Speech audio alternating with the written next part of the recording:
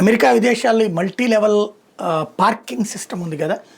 ఓ 25 అంతస్తులు 50 అంతస్తుల్లో కార్లు కానీ పార్క్ చేసుకోవడానికి అక్కడ ప్లేస్ దొరకనటువంటి వాళ్ళకి వాస్తవంగా ఆంధ్రప్రదేశ్లో అంటే భారతదేశంలో ఉమ్మడి ఆంధ్రప్రదేశ్లో విజయవాడలో 94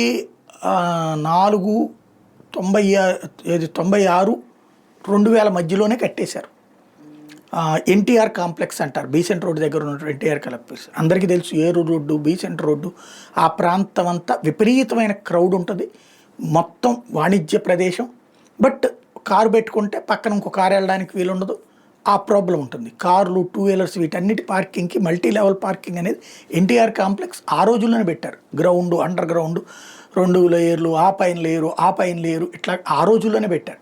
ఇదంతా ఇప్పుడు ఎందుకు చెప్పాల్సి వస్తుందంటే ఇప్పుడు దేశంలోని వివిధ ప్రాంతాలు, ఈవెన్ ముంబైలో కూడా అట్లా ఏర్పాటు చేస్తున్నారు, హైదరాబాద్లో కూడా ఏర్పాటు చేస్తున్నారని చెప్తున్నారు కదా. ఇప్పుడు బెజవాడలో మరొకటి యనమల కుదురు దగ్గర, విజయవాడలో శివార్లో తొలి మల్టీ లెవెల్ పార్కింగ్ భవనం సిద్ధమైంది. యనమల కుదురు దేవాదాయ శాఖకు చెందిన రామలింగేశ్వర స్వామి ఆలయం దగ్గర దాత సహకారంతో ఈ అధునాతన సముదాయం నిర్మించారు.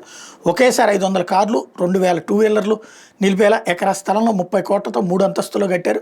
యనమల కుదురు మునిగిరి కొండ మీద వెలిసిన రామలింగేశ్వర స్వామి ఆలయానికి భక్తుల రద్దీ ఏటాటా పెరుగుతుండడం వచ్చే 5 దశాబ్దాల పార్కింగ్ అవసరాలు తగ్గట్టుగా ఈ మల్టీ లెవెల్ భవనం నిర్మించారు. కింద అంతస్తులో కార్లు, 1 అంతస్తులో 2 వీలర్స్ నిలిపేందుకు సౌకర్యాలు ఏర్పాటు చేశారు.